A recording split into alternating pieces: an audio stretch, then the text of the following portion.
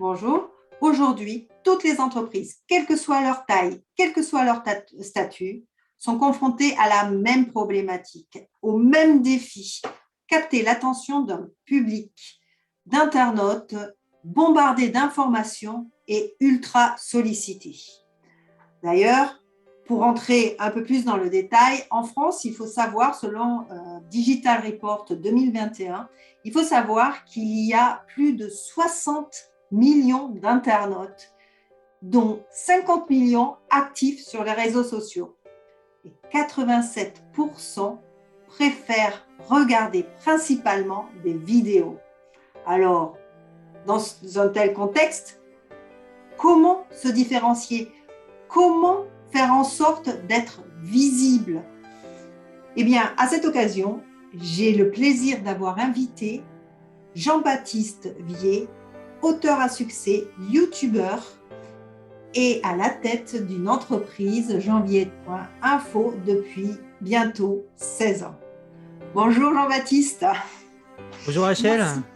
Merci d'avoir accepté de venir partager ton expertise auprès de notre communauté d'entrepreneurs indépendants PME et TPE. Alors justement, peux-tu, avant de rentrer dans le vif du sujet, nous faire part de ton parcours en tant que youtubeur et auteur à succès? Oui, bien sûr. Alors, Jean-Baptiste Vier, donc tu m'as présenté. Donc, j'ai un site web, une chaîne YouTube, mais ça, c'est ce que je fais à côté. J'ai un job aussi chez Orange. Donc, je travaille sur Internet depuis, ce que tu disais, 16 ans, à la fois chez Orange et à la fois en tant que micro-entrepreneur. Donc, c'est presque une TPE, hein, c'est juste que je suis tout seul et que j'ai pas de salariés. Voilà, et donc je bosse sur Orange sur des sujets justement comme un peu ce que vous faites au niveau de votre startup pour faire en sorte que les gens découvrent un peu nos services sur le portail Orange, grâce notamment au SEO, grâce, je sais pas, aux réseaux sociaux, etc. Donc j'ai longtemps bossé chez Orange j'étais chef de produit au départ, en charge du moteur de recherche d'Orange, qui était à l'époque voilà.fr. Je me suis aussi occupé du 118-712.fr, qui est le service d'annuaire d'Orange, qui vient de refondre son site aujourd'hui. Donc, je participais à améliorer ces services d'un point de vue, on va dire, algorithmique, comment on trouve les bons résultats quand je vais sur un annuaire ou un moteur de recherche, et également sur les aspects monétisation. Donc, tout naturellement, j'avais à côté de ça aussi une petite activité qui me permettait d'aller, comment dire, déverser un petit peu sur mon activité pro. J'avais monté un petit site web avant d'être salarié chez Orange, avant d'être internalisé, quand j'étais encore stagiaire. C'était même Wanadoo à l'époque. Et d'un petit blog, j'ai écrit des bouquins sur le sujet du blogging parce que grâce à mon blog, donc dédié à la high-tech, j'ai un petit peu vu ce qu'on pouvait faire pour être vu, connu, comme ce que tu proposes au niveau de ton agence, mais également pour monétiser grâce à la publicité. Et après, donc, j'ai écrit des bouquins sur le blogging au départ et sur la vidéo après, parce que j'ai vite vu, il y a de ça, j'allais dire 5-6 ans, que la vidéo devenait incontournable, que le blogging, alors c'est toujours bien d'écrire, parce qu'il y a des gens qui sont pas vidéo, mais était moins performant, on va dire, sur nos usages web, notamment avec le switch qui s'est opéré sur les smartphones. Donc, je me suis intéressé à la vidéo, à YouTube, et donc j'ai aussi écrit avec la maison d'édition Erol des livres sur la vidéo. Donc, le premier était YouTuber, le deuxième que tu as en main, c'est super. Marketing vidéo, alors je ne l'ai pas écrit tout seul, j'ai écrit avec un monteur professionnel. Et dans ce bouquin, donc Max Maximus, le monteur professionnel, son pseudo, on s'est découvert sur YouTube. Dans ce bouquin, on essaye, notre cible, c'est les petits artisans du web ou les artisans qui veulent une visibilité sur le web, ce que tu proposes via ton agence. Comment on peut leur permettre, pour pas cher, de pouvoir communiquer en vidéo sur Internet. Voilà.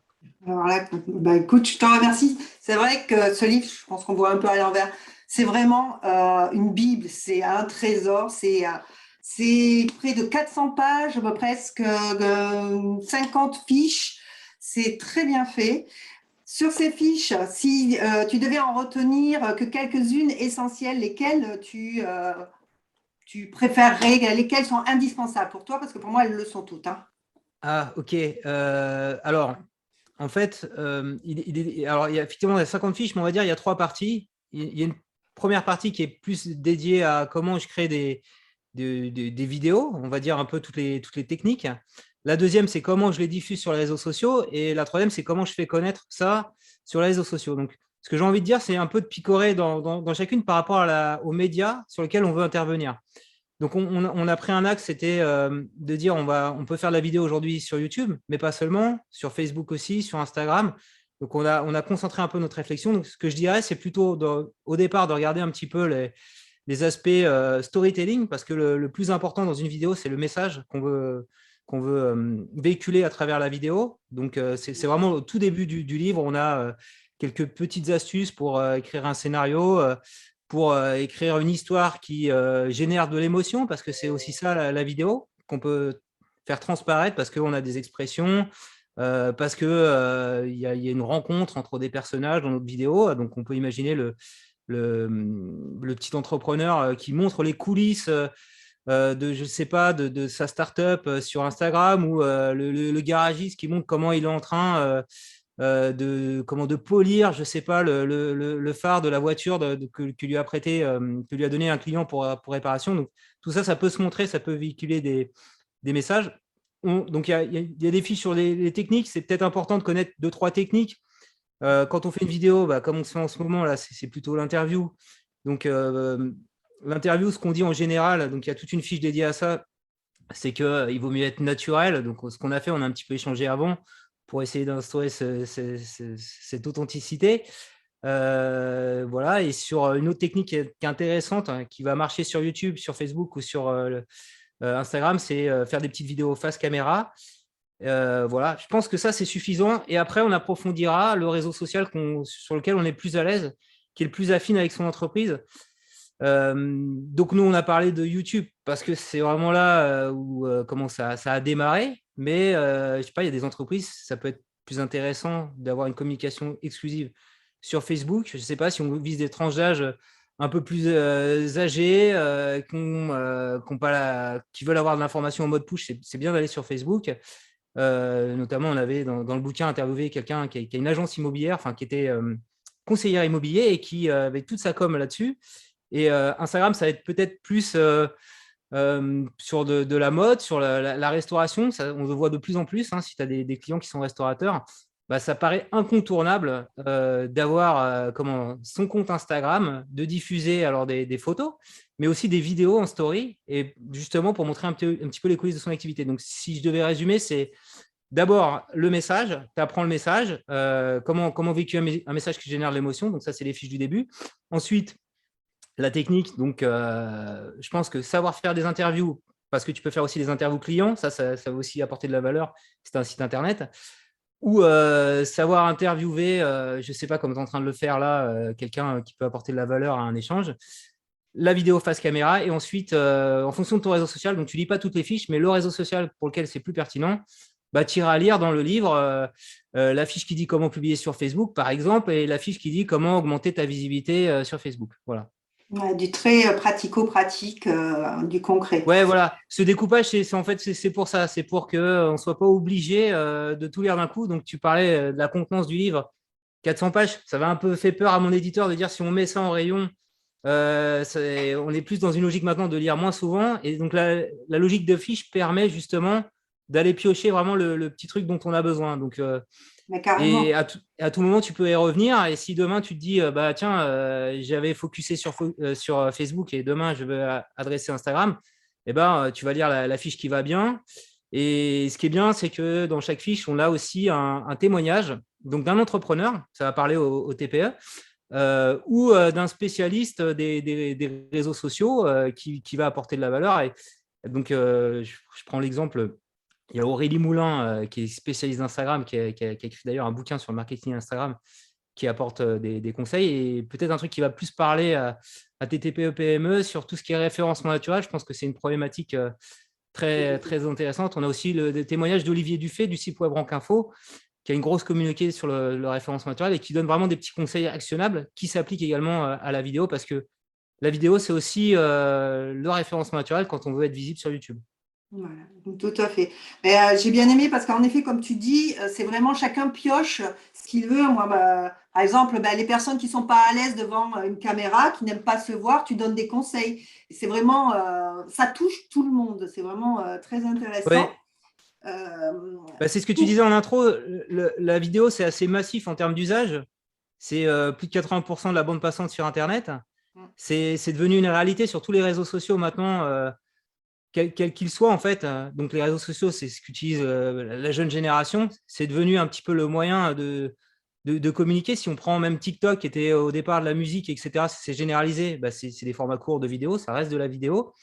Et la difficulté qu'on a aujourd'hui, c'est que les entrepreneurs que vous avez dans vos agences, les TPE, elles n'osent pas forcément se mettre en avant dans la vidéo. Pourtant, c'est là où sont les internautes. Et dans le bouquin, effectivement, on essaye de donner des petits conseils techniques pour dire, c'est bon, vous pouvez y arriver avec votre smartphone, vous pouvez vous filmer, avoir une qualité d'image correcte, avoir un bon son, c'est le plus important. Et également sur la prise de parole, et j'avais un peu échangé avec toi là-dessus, c'est essayer d'être le plus naturel possible. Parce que à l'image, ça se voit, et si on lit un texte, ça va se voir, et donc ça va être un peu l'effet loupé.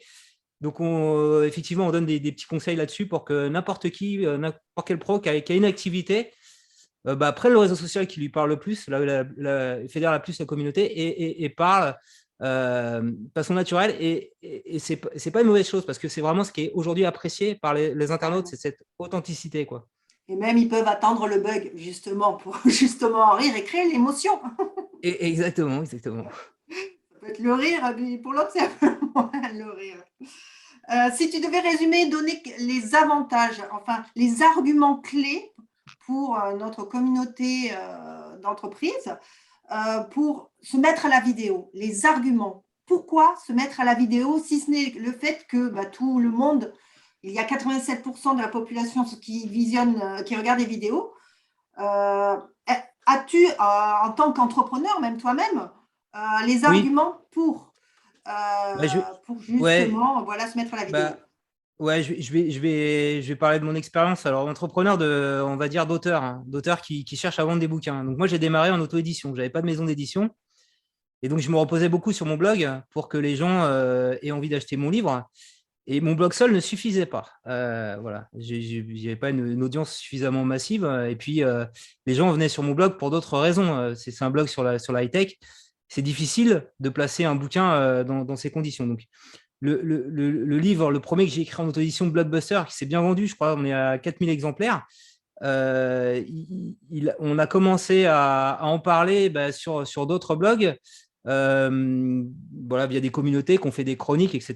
Il y a WebRankInfo qu'on a parlé, toute la communauté SEO en a un petit peu parlé, et ça a beaucoup aidé. Et ce que je me suis rendu compte, c'est que ce qui était beaucoup plus massif, en fait, si on voulait couvrir des communautés en ligne, c'était plutôt de le faire en vidéo et de s'adresser à des communautés qui étaient sur YouTube. Et donc, comme j'ai sorti l'autre bouquin, c'est aussi pour ça que je me suis intéressé à YouTube et à la vidéo, parce que je voyais en fait que des YouTubeurs intéressaient des maisons d'édition. Même au-delà, il y en avait certains qui publiaient en auto-édition comme moi, et qui, dès lors qu'ils partageaient un petit peu un bout de eux-mêmes avec leur communauté, et qui parlaient du projet, ça partait tout seul. Donc, moi, j'ai vu la vidéo et en particulier YouTube, l'écosystème YouTube, comme une façon de créer un lien, donc pour les entrepreneurs avec ses clients. Et à un moment donné, comme on est dans ce lien un peu, c'est en ligne, hein. On l'a vu avec le contexte Covid, on ne pouvait plus aller en magasin. La vidéo, le rendez-vous que tu peux avoir sur une chaîne YouTube crée ce lien avec ta communauté. Et à un moment donné, donc il ne faut pas être que là pour vendre, hein, c'est tous les conseils qu'on donne sur les réseaux sociaux. Tu vas apporter de l'information, de la valeur, etc. Des petits conseils, ce qu'on peut faire sur une chaîne YouTube, hein. Je ne sais pas si je prends l'exemple du garagiste que j'avais pris tout à l'heure. Il va donner des conseils, je ne sais pas, pour monter ses freins, etc. C'est gratos. Mais derrière, il va arriver plus tard, écoutez, j'ai des plaquettes de frein dans mon garage, je peux vous faire la réparation, donc tu vois, en plus du taux. Et comme il sera apparu comme quelqu'un de sympathique vis-à-vis de sa communauté, parce qu'ils auront confiance, parce que grâce à ces vidéos YouTube, il les aura déjà aidés. Tu vois, il y a un peu cette relation de confiance, un peu de logique de marketing de contenu. Quand à un moment donné, il va dire, il va proposer de façon subtile son objet à vendre ou son conseil ou sa formation, sa prestation, j'en sais rien, eh bien, ça va, comment dire, ça va marcher plus naturellement parce qu'il y aura déjà un contact qui aura été fait. Alors lui, il n'aura pas ressenti le professionnel. Enfin, il l'aura peut-être ressenti par rapport aux commentaires, aux likes qu'il a eu sur sa chaîne YouTube, mais il n'aura peut-être pas ressenti parce qu'il y a plein de gens qui ne s'expriment pas et qui sont contents. Et donc, il y a des gens qui ont l'habitude de le voir, de le regarder, et qui, quand il présentera ce produit, l'achèteront. Et donc, moi, c'est ce qui s'est passé avec mes livres. Je n'aurais pas du tout eu la même puissance de frappe que si j'étais resté sur mon blog tout seul à parler. Et donc, quand j'ai sorti le bouquin, etc., j'avais créé un petit peu d'attente avec des tutos en lien avec le bouquin.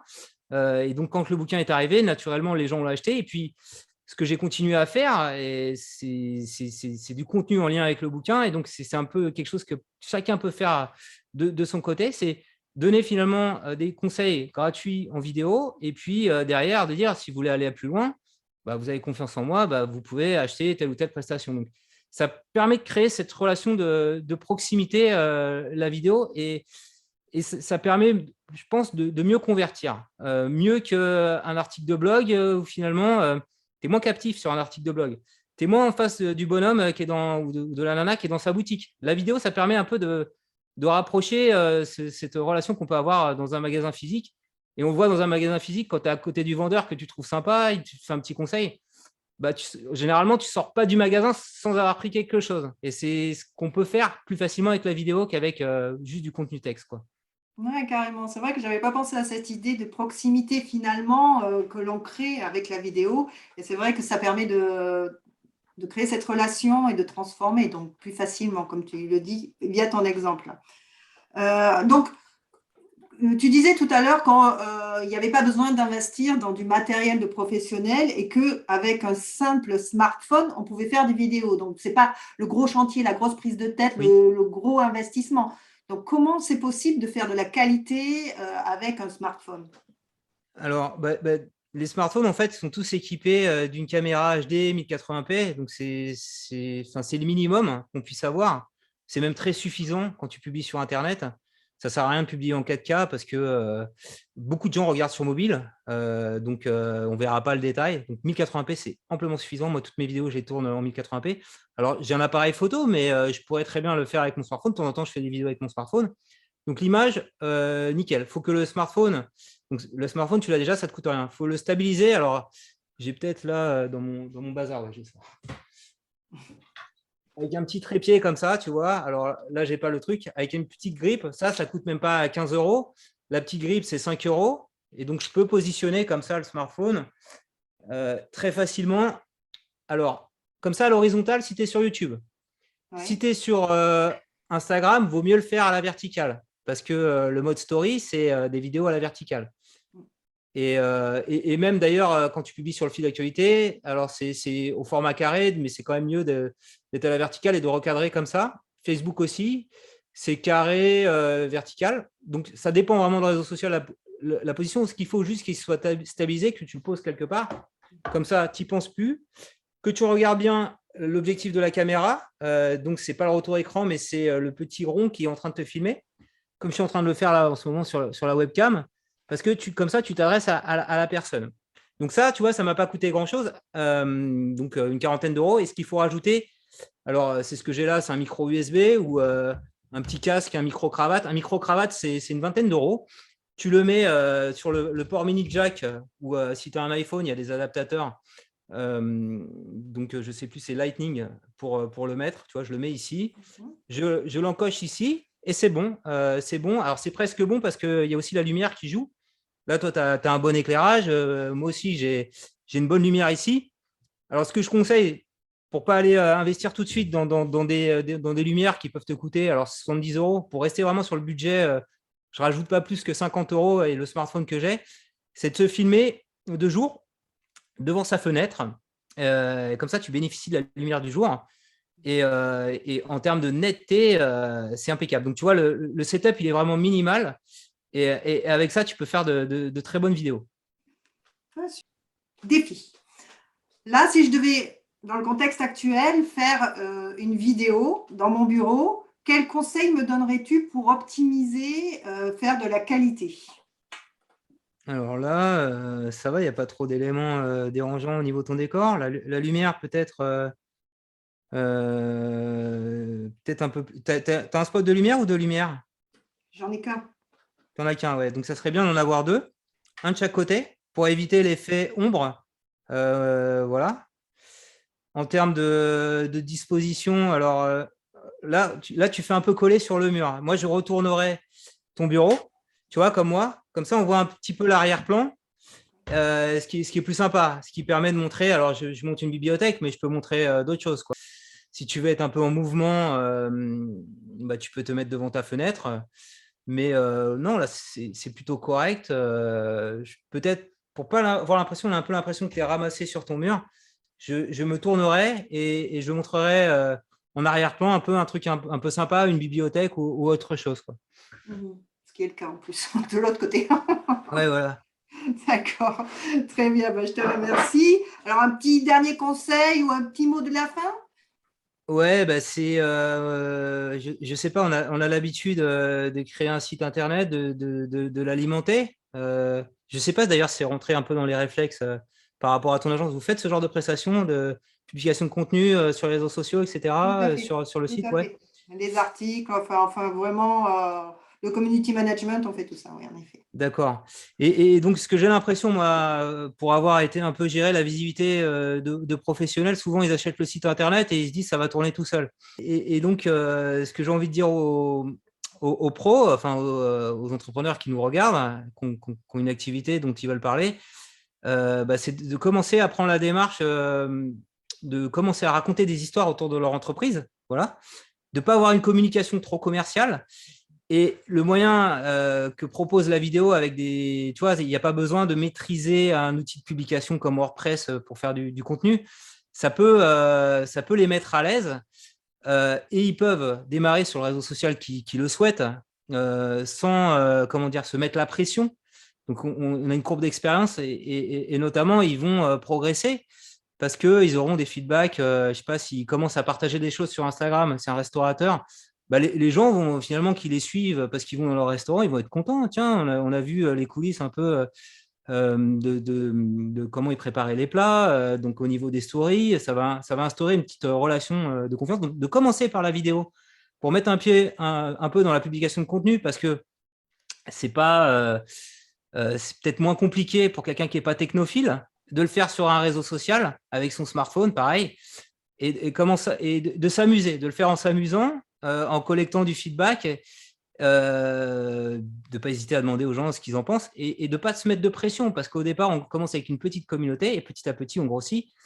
Et de le faire en plaisir et de ne pas voir ça comme une contrainte. Oh, il faut encore que je publie du contenu. C'est un peu ce qui est ressorti quand les gens achètent un site internet. Ouais, ouais, je croyais que ça va marcher tout seul. Ben non, ça peut pas marcher tout seul. Faut leur parler. Vous leur parlez bien à vos clients quand vous les voyez en physique. Donc, d'instruire ça. Et comme on est dans une logique de jeu, que c'est ludique, qu'on apprend, ça va aller tout seul. Voilà, d'oser. Il n'y a pas d'enjeu. Et comme il le ferait avec un client, quand ils l'ont en physique, de le faire finalement sous le prisme de la caméra et sur le réseau social sur lequel ils sont le plus à l'aise. Et voilà, c'est ce qu'on appelle l'ère du digital. Voilà. C'est ça, mais c'est vrai que c'est carrément, il faut s'y mettre. C'est plus facile que d'écrire du contenu, rédiger du contenu, et ça crée une relation comme on l'a vu tout à l'heure. Écoute, je C'est te que du remercie bonus. beaucoup. Pardon? Merci à toi. Non, je disais, Ben c'est non, que du bonus. merci beaucoup. Alors, si je peux dire, si notre communauté veut en savoir plus, achetez ce livre. C'est vraiment une mine d'or.